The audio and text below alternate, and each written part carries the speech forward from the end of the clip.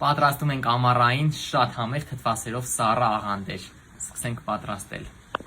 Նախապես սառը ջրով թրջում ենք ժելատինը եւ թողնում մոտ 10 րոպե։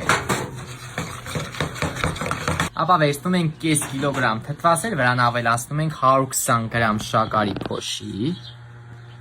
Միասին խառնում ենք,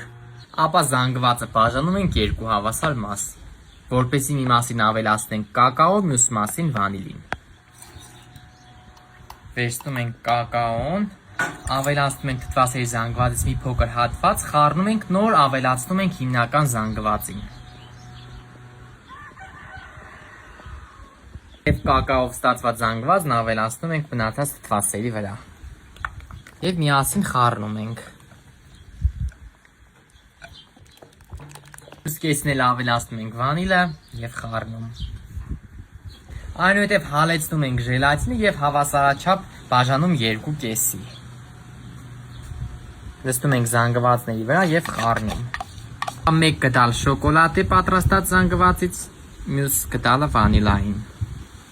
Այնուհետև տեղափոխում ենք 1,5-2 ժամ սառնարան։